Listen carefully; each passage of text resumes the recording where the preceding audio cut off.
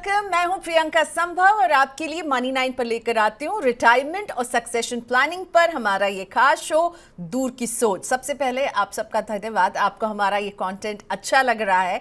कुछ टॉपिक्स जिन पर आप और हमारे एक्सपर्ट से जानना चाहते हैं उनके बारे में हमें ज़रूर अपने सजेशन इसी तरह भेजते रहिएगा। तो आज दूर की सोच में हम फोकस करने वाले हैं हिंदू अनडिवाइडेड फैमिली, HUF। नाम तो सुना है ना, जिसे हम हिंदी में कहते हैं हिंदू अविभाजित परिवार। अब ये होता क्या है?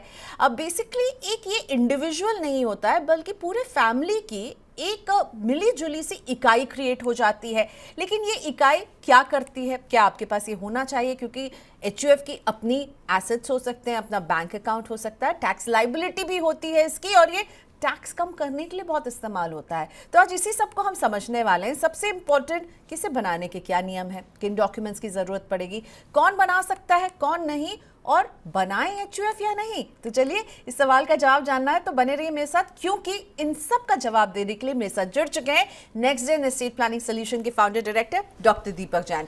डॉक्टर जैन, स्वागत है आपका। हमारे इस कंटेंट को बहुत पसंद कर रहे हैं लोग और आपके लिए बहुत सारे सवाल हमारे पास आ रहे हैं। Thank you so much. एक तरह से हम दोनों ने मिल करके इसके बीज बोए थे और अब जो है हमें लग रहा है थोड़ा ये पौधा बड़ा हो रहा है, लोगों को पसंद आ रही है हमारी बात। तो शुक्रिया सर समय निकालने के लिए। सर आज मैंने ये टॉपिक चुना है HUF। बहुत लोग पूछते हैं, समझते हैं, हाँ कुछ है HUF, पर शायद इसको इस्तेमाल नहीं कर पाते क्योंकि पता ही नहीं है कि ये कैसे काम करता है। तो मैं चाहूंगी सबसे पहले तो सिंपली डिफाइन कर दीजिए क्या होता है HUF। तो एक हिंदू की एक सेपरेट एंटिटी हो सकती है अपने इंडिविजुअल के अलावा। तो हम एक अलग कानूनी इकाई एक हिंदू क्रिएट कर सकता है अपनी फैमिली की, जिसमें फैमिली की ओनरशिप होती है। उस इकाई का नाम HUF है। अब HUF के फ़ायदे समझने के लिए या इसकी ज़रूरत समझने के लिए मैं आपसे एक क्वेश्चन पूछता हूँ। अगर आपकी फैमिली में एक बच्चा बड़ा हो जाता है, उसकी एज 18 साल से ऊपर हो जाती है और वो टैक्स पेयर बन जाता है, तो क्या इससे आपको टैक्सेशन में फ़ायदा होगा कहीं पर? मतलब वो अपनी टैक्स अदा करेगा, हम अपनी अदा कर रहे होंगे, तो मतलब पेरेंट्स अपनी टैक्स अदा कर रहे होंगे, बच्चा अपनी टैक्स अदा कर रहा होगा, तीनों अलग अलग टैक्स दे रहे होंगे और मतलब ज़्यादा ही टैक्स आउट को होगा। तो भैया जी, मैं बिजनेस फैमिली से बिलोंग करता हूँ, राइट। हमारे यहाँ जैसे ही बच्चा 18 साल का होता है ना, सबसे पहले उसकी ITR भरते हैं, उसकी बड़ी खुशी होती है हमें। और रीज़न क्या है? क्योंकि हमारी इनकम स्प्लिट हो जाती है। सपोज मेरी परिवार की इनकम 50 लाख रुपए और मेरी हस्बैंड और वाइफ में हम 25-25 लाख की इनकम पे टैक्स दे रहे हैं। जैसे ही बच्चा बड़ा हुआ तो हम ऐसा सिस्टम क्रिएट करते हैं, अब ये 3 जगह बंटने लगेगी, तो मेरी टैक्स आउट को कम हो जाएगी क्योंकि स्लैब रेट्स के फायदे मिलने शुरू हो। मुझे लग रहा था टैक्स आउट को बढ़ जाएगा क्योंकि एक और एडिशनल मेंबर भी टैक्स दे रहा होगा। तो टैक्स बचाने का एक बहुत अच्छा तरीका क्या होता है कि नंबर ऑफ टैक्स पेयर्स को इंक्रीज करो अपनी फैमिली में। जितने ज्यादा लोग टैक्स देंगे उतना टैक्स आउट को कम हो जाएगा। ये बेसिक नियम है, राइट। जिससे कि आप सेम इनकम हो, ज्यादा लोग ज्यादा टैक्स देने वाले होंगे तो कम हो जाएगा, यानी टैक्स का भार जो है वो बढ़ जाएगा। अब अगर मैं आपसे कहूं, मैं आपकी फैमिली में एक ऐसा बच्चा पैदा कर सकता हूं जो ऑलरेडी 18 साल का है, पैदा ही 18 साल का होके हुआ है, तो आपको वो अच्छा लगेगा या बुरा लगेगा? मतलब अब ये बहुत ही अजीब सा सवाल है, लेकिन हाँ टैक्स का बोझ कम करने के लिए अगर ये आ रहा है एंटिटी तो फिर अच्छी बात है। तो HUF वही बच्चा है जो आप में से सब क्रिएट कर सकते हो। अगर आप एक हिंदू हो जो कि ऑलरेडी 18 साल का टैक्स पेयर आप अपनी फैमिली में क्रिएट कर लेते हो, और क्योंकि आप वो क्रिएट कर पाते हो आपकी टैक्स आउट को कम हो जाती है, राइट। और ये इसका सबसे बड़ा फायदा है, राइट, एज हिंदूज। और ये खाली हिंदू कर सकते हैं, अगर एक मुस्लिम या क्रिश्चियन HUF क्रिएट करना चाहे वो नहीं कर सकते, क्योंकि ये हिंदू एक्ट के अंदर ही अलाउड है, राइट। हर एक इंडियन हिंदू को एक HUF जरूर क्रिएट करनी चाहिए। इसके बहुत सारे फायदे हैं, कुछ नुकसान भी है जो हम डिस्कस करेंगे, पर टैक्सेशन में इसका बहुत फायदा है क्योंकि हम इनकम को स्प्लिट करके एक नया टैक्स पेयर क्रिएट कर पाते हैं। ओके, ये तो अच्छी बात है, लेकिन आप बार बार यूज कर रहे हैं वर्ड क्रिएट। तो क्रिएट करेंगे मतलब हम बनाएंगे, राइट। HUF को हम बनाएंगे, उसके लिए हमें कुछ नियम फॉलो करने होंगे। ओके, तो HUF ऐसी चीज नहीं है जो हम क्रिएट करते हैं। पहली बात तो आपकी HUF उसी दिन क्रिएट हो गई थी जिस दिन आपकी शादी हुई थी, राइट। तो मैं हस्बैंड और वाइफ मिलके एकदम से एक HUF बन गई। आप उसे लीगलाइज करने के लिए कुछ डॉक्यूमेंट क्रिएट करते हो जब वो एंटिटी बन जाती, और उसके लिए क्या करते हैं हम एक HUF डिक्लेरेशन डीड क्रिएट करते हैं जिसमें लिखते हैं कि हम मैं ये हूँ, मेरी वाइफ का नाम ये है, हमारा आधार कार्ड नंबर ये है, हमारा पैन कार्ड नंबर ये है, और हम ये HUF बना रहे हैं। जैसे मेरा नाम दीपक जैन है, तो मैं बना सकता हूँ Deepak Jain and sons HUF, Deepak Jain HUF, और ये डिक्लेरेशन हम दोनों साइन करते हैं। उसमें हम लिखते हैं कि ये को पार्टनर हैं, ये इसके मेंबर्स हैं। मैं भी को पार्टनर मेंबर्स समझाऊंगा आपको कि क्या होते हैं, और हम इस डीड को साइन कर देते हैं। फिर जब हम ये डीड साइन करते हैं, इसको हम इनकम टैक्स ऑफिस भेज के पैन कार्ड अप्लाई करते हैं। जैसे ही साइन डिक्लेरेशन डीड और पैन कार्ड हमारे पास आता है, हम बैंक अकाउंट खोल सकते हैं, इसका डीमैट अकाउंट इसका खोल सकते हैं और बाकी चीज़ें कर सकते हैं। अब ये HUF एज अ इकाई एंटिटी रजिस्टर्ड हो गई। कोई आपसे कहे जी आपने अपनी HUF बनाई, नहीं, HUF तो उसी दिन बन गई जिस दिन आपकी शादी हुई।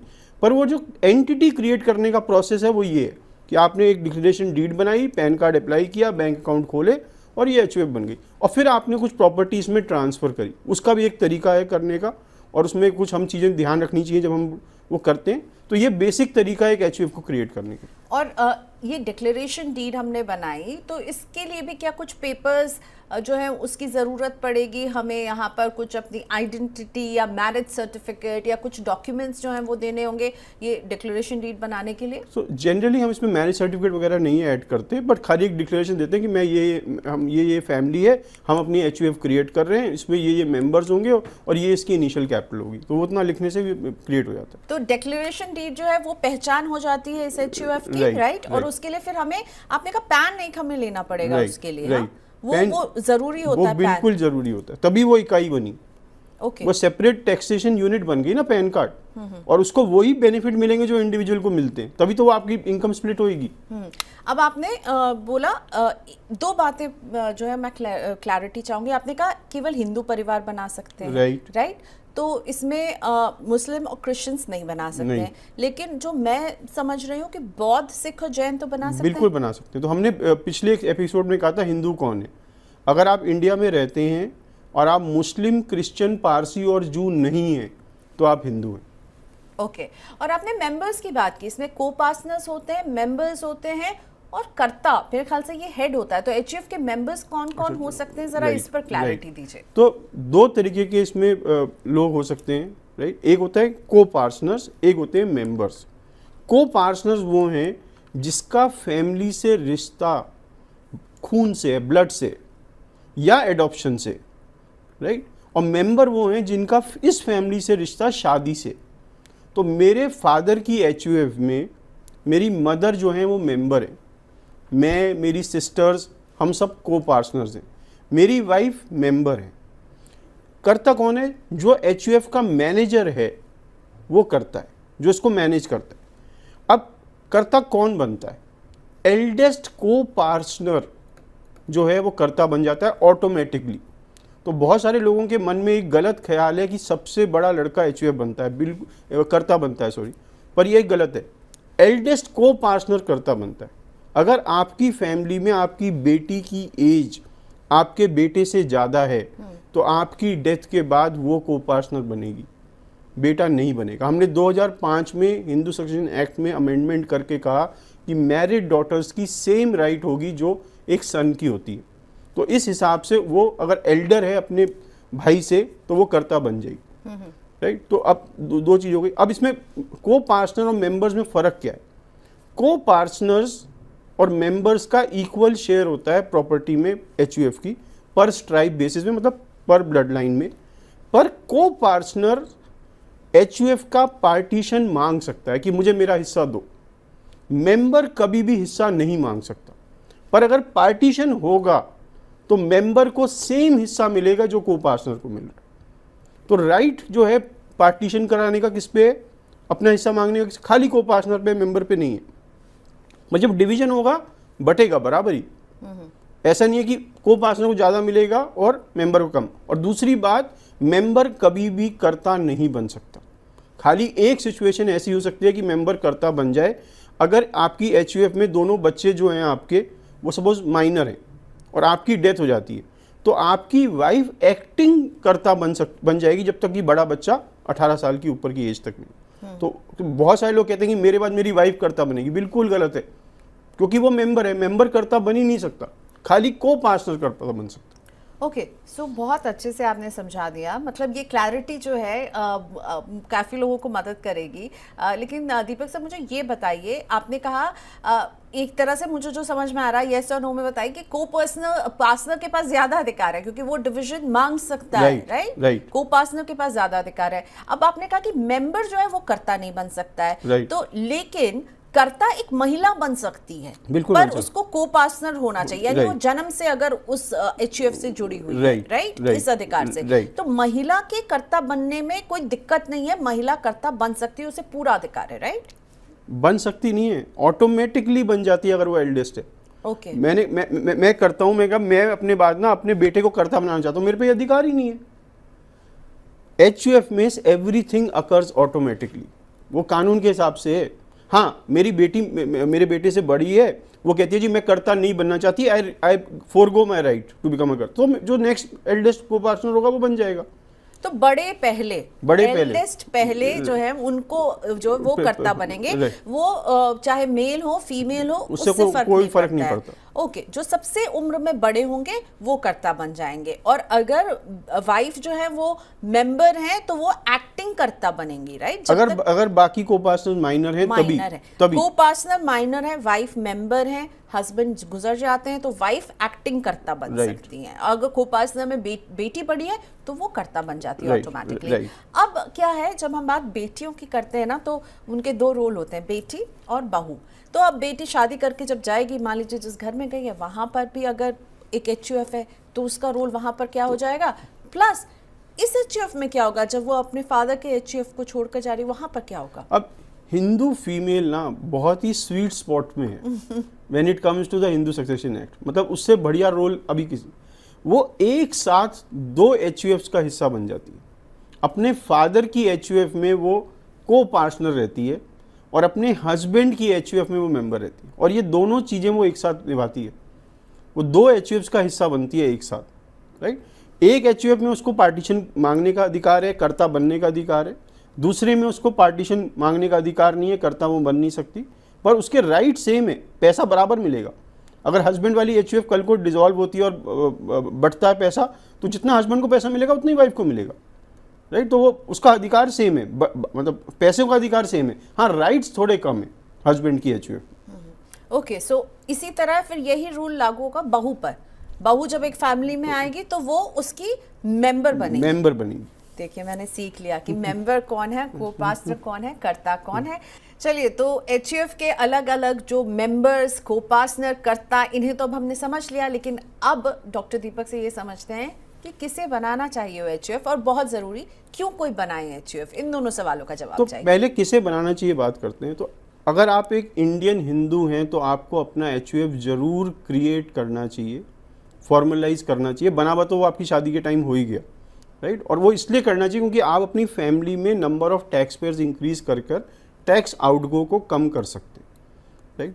ये सबसे बड़ा रीज़न है। दूसरा रीज़न एचयूएफ बनाने का ये है कि इसमें सक्सेशन नहीं लगता, इसमें सर्वाइवरशिप से सक्सेशन होता, राइट? तो जैसे मैंने अपनी मेरी एक एचयूएफ है जिसमें मेरी वाइफ और मेरे दोनों बच्चे उसके पार्ट हैं, वाइफ मेंबर हैं, दोनों बच्चे को पार्टनर है, मेरी डेथ हो जाती है तो ऑटोमेटिकली मेरा बड़ा लड़का या बड़ा बच्चा कर्ता बन जाएगा, और ये प्रॉपर्टी जो मेरा हिस्सा है वो उन तीनों में ऑटोमेटिकली डिवाइड हो जाएगी। इसको किसी कोर्ट प्रोसेस या किसी चीज़ की ज़रूरत नहीं है, कोई मुझे जाके किसी कानूनी कोई कानूनी चीज़ें नहीं करनी पड़ेंगी उसको पैसे को ट्रांसफ़र करने की, तो ऑटोमेटिक ट्रांसफ़र हो रहा है, राइट? हाँ, प्रॉब्लम्स क्या हैं कि आपके बच्चों के स्पाउस भी इसके मेंबर्स बन जाते हैं, और कल को वो जब अगर कल को डाइवोर्स वगैरह की कोई प्रोसीडिंग होती है तो वो हिस्सा ले जा सकते हैं। वो एक रिस्क है जो आपको देखना पड़ेगा कि क्या वो रिस्क आपको लगता है या नहीं, राइट? तो ये तो रीज़न है कि क्यों बनानी चाहिए और किसे बनानी चाहिए। दूसरा, आप में से बहुत सारे लोग बिजनेस करते हैं, राइट? आप बिजनेस का एक पार्ट एचयूएफ को दे सकते हैं कि मैं एक नया काम शुरू कर रहा हूँ, अपने नाम नहीं करके एचयूएफ में कर दिया संयुक्त नाम पे, तो वो बिजनेस की इनकम वो अलग एंटिटी में जाने लगेगी और टैक्स बच जाएगा, राइट? तो मैं ऐसे बहुत सारे लोगों को जानता हूँ जो बिजनेसेस को एचयूएफ में करते हैं, क्योंकि उनके कुछ बिजनेस अपने पर्सनल नाम पे चल रहे हैं, कुछ वाइफ के नाम पे चल रहे हैं, कुछ एचयूएफ के नाम पे चल रहे हैं, जिससे कि वो डिवीजन हो जाती है इनकम की और सबको टैक्स बेनिफिट मिलने लगता है। तो बहुत सारे रीजंस हैं एचयूएफ बनाने के। यहाँ पे एक और बात बतानी बहुत ज़रूरी है, इंडिया में 2 टाइप के एचयूएफ के सिस्टम है, राइट? एक है मिताक्षरा सिस्टम और एक है दया भागा सिस्टम। जो मिताक्षरा है ये ज़्यादा कॉमन है और इसमें सक्सेशन जो है, जो ट्रांसफ़र है वो सर्वाइवरशिप से, मतलब जो बच गए वो अपने आप ऑटोमेटिकली उस प्रॉपर्टी को इनहेरिट कर लेते हैं। दया भागा जो सिस्टम है ये बंगाल, असम और कुछ पार्ट ओडिशा में चलता है। इसमें सर्वाइवरशिप नहीं है, इसमें सक्सेशन, राइट। और इसमें ऐसा कोई करता नहीं है क्योंकि ये प्रॉपर्टी इंडिविजुअली ओन्ड है एचयूएफ इंडिविजुअली ओन्ड। अब इसका फ़र्क क्या है इन दोनों में? मिताक्षरा में मेरी एचयूएफ में मेरी वाइफ और बच्चों पे ऑटोमेटिकली प्रॉपर्टी डिवाइड हो जाएगी अगर मैं नहीं हूँगा। दया भागा में हम कहते हैं ये इंडिविजुअल प्रॉपर्टी है इस पर्सन की और उनको इंडिविजुअली जाएगी, कलेक्टिवली नहीं जाएगी। 1/3 1/3 1/3। तो वहाँ पे कभी भी जॉइंट ओनरशिप प्रॉपर्टी की नहीं होती। मिताक्षरा में जॉइंट ओनरशिप है, राइट। इंडिविजुअल ओनरशिप होने से वहाँ पे लड़ाई झगड़ों की चांसेस कम हो जाते हैं। जॉइंट ओनरशिप में हाँ आपस में नहीं बनती, इन सब चीज़ों से लड़ाई झगड़ों के चांसेस बढ़ जाते हैं, राइट। पर ज़्यादा प्रेवलेंट मिताक्षरा ही सिस्टम है, दया भागा सिस्टम इतना प्रेवलेंट नहीं है, खाली बंगाल और कुछ पार्ट असम के और उड़ीसा में प्रेवलेंट है। मैं आपसे ये भी पूछना चाहूँगी कि संपत्ति के मालिकाना हक में एचयूएफ का क्या रोल होता है? आपने बिजनेसेस को बोला कि आप अपने कुछ काम को वहाँ से शुरू कर सकते हैं, लेकिन एसेट भी तो एचयूएफ के नाम होते हैं और इसके बारे में आपने शुरुआत में थोड़ा सा जिक्र ज़रूर किया था कि हम इसके नाम पे अपनी प्रॉपर्टी ट्रांसफ़र कर सकते हैं। तो ये कैसे एसेट्स ओन करता है एचयूएफ? तो एक प्रॉपर्टी या तो आपके इंडिविजुअल नाम पे हो सकती है या आपके एचयूएफ के नाम पे हो सकती है। अब क्वेश्चन ये है कि क्या मैं अपनी इंडिविजुअल प्रॉपर्टी को एचयूएफ में दे सकता हूँ या नहीं। आप दे सकते हैं, उसे कहते हैं giving to a common hotchpotch, जो वर्ड यूज़ करते हैं वो। तो आपने एक इंडिविजुअल प्रॉपर्टी को संयुक्त प्रॉपर्टी बनाया, उसके लिए आपको एक डीड बनानी पड़ेगी और वो डीड बनाकर आप कहोगे कि मैं अपनी प्रॉपर्टी को एचयूएफ में डाल। ये करते वक्त आपको एक चीज़ याद रखनी पड़ेगी, क्लबिंग का प्रोविजंस है इनकम टैक्स में, जिसमें वो कहते हैं कि अगर आपकी इंडिविजुअल चीज़ आप देते हैं कुछ लोगों को तो उसकी इनकम आपसे क्लब हो जाती है। उसको कुछ चीज़ों में क्लब होती है, कुछ में नहीं होती, कुछ तरीके हम कर सकते हैं, पर क्लबिंग को आपको याद रखना पड़ेगा कि क्लबिंग की एक चीज़ होती है कि इनकम ऐड वापस आप में तो नहीं हो रही। अगर इनकम ऐड भी हो रही होती है तो वो कहते हैं, सुप्रीम कोर्ट का ऑर्डर है, प्राइमरी इनकम खाली ऐड होएगी, सेकेंडरी इनकम नहीं होगी। अब इसको समझना पड़ेगा। सपोज मेरे पे एक घर है जिसमें 5 लाख रुपए का किराया आता है साल का। अब मैंने ये घर ट्रांसफ़र कर दिया एचयूएफ में। अब ये जो 5 लाख का किराया है ये मेरी इनकम में क्लब हो जाएगा, मेरी इनकम ही मानी जाएगी, एचयूएफ की इनकम नहीं मानी जाएगी। तो जो मेरा जो प्राइमरी बेनिफिट था वो शायद नहीं मिला। पर अगर मैं इस 5 लाख की इनकम को, रेंट को की एक एफडी बना देता हूँ और इस पर 60,000 रुपये का सपोज इंटरेस्ट इनकम आती, वो इंटरेस्ट इनकम सेकेंडरी इनकम कहलाती है और वो क्लब नहीं होती मेरे से, राइट। तो अगर आपको कोई कहे जी क्लबिंग होती है, तो हाँ क्लबिंग तो होती है, वो तो वैसे भी हो ही रही थी, पर इनकम की इनकम पे टैक्स में बचा लेता हूँ, राइट। तो आपको इसको थोड़ा सा सोच कर करना पड़ेगा। पर यहाँ एचयूएफ इनकम एसेट्स ओन कर सकती है, आप अपने एसेट्स एचयूएफ में ट्रांसफ़र कर सकते हैं, पर उसके लिए आपको एक अच्छा सलाहकार चाहिए जो आपको तरीके से बताए कि इस तरीके से आप करिए।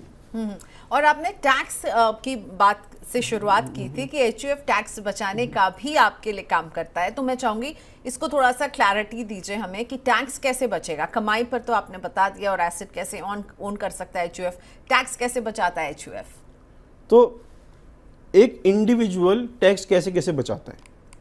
एक इंडिविजुअल को वेरियस डिडक्शंस मिलती हैं। 80C में जो पैसे वो इन्वेस्ट करता है उसमें डिडक्शन मिल जाती है, 80D में मेडिकल इंश्योरेंस मिल जाती है, और जो बाकी डिडक्शंस मिलती हैं। एचयूएफ ये सब कर सकता है जो एक इंडिविजुअल कर सकता है। तो एचयूएफ जो को पार्टनर्स के नाम पर लाइफ इंश्योरेंस पॉलिसी खरीद सकता है, हेल्थ इंश्योरेंस पॉलिसी कर सकता है, उनके पीपीएफ अकाउंट एचयूएफ के नाम नहीं खुल सकता पर उनके इंडिविजुअल एचयूएफ में पैसे जमा कर सकता है। यहाँ तक कि जो घर का खर्चा है उसको भी एक्सपेंस की तरह क्लेम कर सकता है up to a limit, right. तो मेरी एक फैमिली की इकाई है, उसका एक लिविंग एक्सपेंस है, मैंने एक एचयूएफ में से कहा कि ये 2 लाख रुपए साल हम खर्च करते हैं इन बच्चों की देखरेख के लिए, वो सब एक्सपेंस की तरह क्रिएट माने जाते हैं और उसका आपको डिडक्शन मिल जाता है टैक्स में। तो टैक्स के मामले में अगर कहूँ तो एचयूएफ बहुत ही अच्छी चीज़ है। और क्योंकि एचयूएफ का अपना पैन होगा, आपने कहा आप जैसे डिक्लेयर करते हैं कि एचयूएफ है तो आप एक पैन क्रिएट करेंगे, तो क्या एचयूएफ को टैक्स भी भरना पड़ता है? टैक्स बचाने के लिए तुम इस्तेमाल करते हैं, पर क्या एचयूएफ को एज इंडिपेंडेंट यूनिट टैक्स भी भरना होता है? यस, मतलब एचयूएफ को वो स्लैब रेट मिलते हैं जो आपको मिलते हैं। तो आपकी 10 लाख से ऊपर की इनकम है तो आप टैक्स देंगे उस पैन कार्ड में जो एचयूएफ की इनकम में आ रहा है। ओके, सो फिर क्या एचयूएफ के लिए भी न्यू और ओल्ड टैक्स रिजीम का चक्कर होगा? बिल्कुल है, और डिफॉल्ट न्यू है। Okay, default new tax regime है। अगर आप जब तक ओल्ड चूज नहीं करेंगे तो वो न्यू ही मानी जाएगी। ठीक है, तो बेसिकली आप अपने इनकम का कुछ हिस्सा कहते हैं कि ये एचयूएफ की कमाई है, उस और आप ट्रांसफर कर देते हैं और इसीलिए आप टैक्स बचाने में इसका इस्तेमाल करते हैं, और टैक्स आपको अपने इनकम स्लैब के हिसाब से वो एचयूएफ पर भी वही लागू होते हैं। अब कुछ नुकसान भी हैं क्या डॉक्टर दीपक एचयूएफ के? आपने सिर्फ अच्छी बातें बताई हैं, मतलब everything is so good about HUF. नुकसान ये है कि इसमें ऑटोमेटिक ट्रांसफर है, राइट? तो कुछ लोग जिनको शायद आप अपनी संपत्ति नहीं देना चाहें वो सर्वाइवरशिप से इसका ओनर बन जाते हैं, मतलब पहला सबसे बड़ा नुकसान। दूसरा, ये फ्लेक्सिबल नहीं है ज़्यादा, कानून बने हुए उसी के हिसाब से ट्रांसफ़र होगा, आपकी मर्जी से ट्रांसफ़र नहीं होगा, राइट? या आपकी मर्जी से मैनेज नहीं होगा। तीसरा नुकसान, जो करता है उसकी अनलिमिटेड लायबिलिटी होती है और उसके पर्सनल एसेट्स भी एचयूएफ की वजह से अटैच करे जा सकते हैं क्रेडिटर के द्वारा। चौथा नुकसान, एचयूएफ इंडिया में तो बहुत अच्छी चीज़ है, पर कोई एनआरआई अगर एचयूएफ का कर्ता बन जाता है तो समझ लो आपका बेटा है, बड़ा बेटा अमेरिका में सेटल्ड है और वो आपकी डेथ के बाद कर्ता बन गया। अब अमेरिकन टैक्स लॉ एचयूएफ नहीं समझते क्योंकि वो एंटिटी क्रिएट है ही नहीं वहाँ पे। वो क्या करते हैं, वो सारी इनकम जो है वो कर्ता की इनकम में ऐड कर देते हैं एचयूएफ की, और उसको वहाँ पे टैक्स देना पड़ जाता है, राइट? तो इसीलिए हम कहते हैं अगर आपका बच्चा एनआरआई है और एक बच्चा नॉन एनआरआई है तो आप उस जो बच्चा एनआरआई है उसे कहो कि तू कर्ता मत बन, तू छोड़ दे कर्ता बनना, और अपने छोटे भाई या बहन को कर्ता बना दे, जिससे कि वो कम से कम टोटल इनकम पे जो भाई बहनों की भी इनकम है उस पर तुम्हें टैक्स ना देना पड़े। लेकिन डॉक्टर दीपक, आपने कहा कि भाई जो सबसे एल्डर होगा वही बन सकता है कर्ता, तो यानी अगर वो एल्डर बच्चा जो वो एनआरआई बन गया है, सबसे बड़ा बच्चा, तो क्या वो छोटा जो होगा भाई या बहन वो बन जाएंगे? उसको बोलना होगा कि मैं फोरगो कर रहा हूँ। ओके, इन दैट केस जो बड़ा अगर मान लीजिए देश के बाहर सेटल हो गया तो छोटा भाई या बहन जो है वो कर्ता बन जाएंगे उस एचयूएफ के। ऑलराइट, अब कुछ सवाल जो हमें एचयूएफ से जुड़े हुए आए हैं वो रखते हैं दीपक सर के सामने। अर्जुन सिंह जी का क्वेश्चन सबसे पहले लेकर आते हैं। तो अर्जुन जी ने हमें बताया कि इनके पिता जो थे वो 2 भाई और 1 बहन है। इनके दादा ने अपनी पुश्तैनी प्रॉपर्टी इनके पिता, चाचा और बुआ में एक बराबर बांटी है। मेरे पिता अपना हिस्सा एचयूएफ के नाम पर लेना चाहते हैं, लेकिन हमारे पास इस एचयूएफ का पैन कार्ड नहीं है। क्या वो इस प्रॉपर्टी का हिस्सा अपने एचयूएफ के नाम ट्रांसफर कर सकते हैं या नहीं, या फिर क्या प्रोसेस होगा? डॉक्टर दीपक प्लीज हेल्प कीजिए। तो सबसे पहले आपको वो एंटिटी क्रिएट करनी पड़ेगी आपके फादर को। उसके लिए एचडीएफसी जो आपका एचयूएफ का डिक्लेरेशन फॉर्म है वो बनाएं, राइट? और उस डिक्लेरेशन फॉर्म को इनकम टैक्स ऑफिस भेजें, पैन नंबर क्रिएट करें, बैंक अकाउंट खोलें, अब ट्रांसफ़र डीड बनाएं या गिफ्ट डीड बनाएं अपनी एचयूएफ की कि मैं ये वाली प्रॉपर्टी एचयूएफ में दे रहा हूँ, तभी ये प्रॉपर्टी एचयूएफ प्रॉपर्टी कहलाएगी।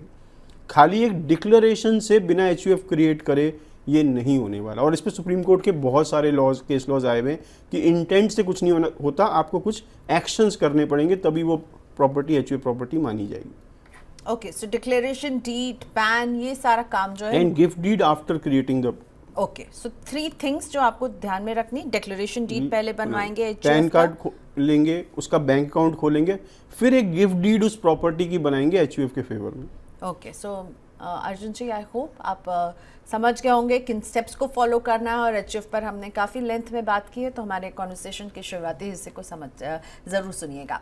पल्लवी रौतेला ये पूछ रही है, मेरे पिता गुजर चुके हैं, मेरी शादी हो चुकी है और 2 साल की बेटी है। मेरे पिता, माँ और मैं एक एचयूएफ का हिस्सा थे, लेकिन पिता के जाने के बाद अब मैं और मेरी माँ समझ नहीं पा रहे कि उस एचयूएफ का क्या करें। क्या हम इस एचयूएफ को कंटिन्यू कर सकते हैं और इसे मेरे पति और बेटी भी इसे ज्वाइन कर सकते हैं क्या? ओके, तो पहली बात तो आप ऑटोमेटिकली, आपकी मदर नहीं, आप ऑटोमेटिकली इस एचयूएफ की कर्ता बन गई हैं आपके फादर की डेथ वाले दिन ही, क्योंकि आप को पार्टनर हैं, आपकी मदर मेंबर है, राइट? और आपकी बेटी इसका पार्ट है, आपके हस्बैंड नहीं हो सकते क्योंकि वो इस फैमिली से रिलेटेड नहीं है, राइट? तो बेसिकली आप इस एचयूएफ को कंटिन्यू रखिए एज करता, आप उसको सिग्नेचर्स को टेक ओवर करिए, बैंक में डिक्लेरेशन दीजिए कि आपके फादर की डेथ हो गई है और आप एल्डेस्ट को पार्टनर हैं, इसलिए आप कर्ता की तरह साइन करेंगे अब सब चीज़ें। ओके, वेरी इंटरेस्टिंग कि जो बेटी हैं वो बन गई हैं कर्ता उस एचयूएफ की, बेटी की बेटी उस एचयूएफ का हिस्सा है, लेकिन बेटी का हस्बैंड जो है वो उस एचयूएफ का हिस्सा नहीं है। हम हमेशा बेटी और बहू की बात करते हैं, लेकिन मैं लड़कों की बात यहाँ पर एक छोटा सा क्वेश्चन लेना चाहूंगी। यानी जो दामाद होते हैं वो अपने फादर इन लॉ के एचयूएफ को ज्वाइन नहीं कर सकते हैं? इसमें ना थोड़े कॉन्फ्लिक्टिंग लॉज हैं, कुछ हाई कोर्ट्स ने कहा होते हैं, कुछ ने नहीं होते, पर जनरली हम मानते हैं कि जो सन इन लॉ होते हैं वो एचयूएफ का मेंबर नहीं होते। ओके, तो सन इन लॉ जो है वो एचयूएफ का मेंबर नहीं होते, कम से कम पल्लवी जी के केस में तो अभी तक यही हम लेकर चल रहे हैं। पर हाँ, जैसा सर ने कहा कि हमेशा कुछ ना कुछ कानून में बदलाव आते रहते हैं, कोर्ट्स अपना फैसला सुनाती रहती हैं, तो उस पर फिर आगे देखा जाएगा, पर अभी तक तो नहीं है।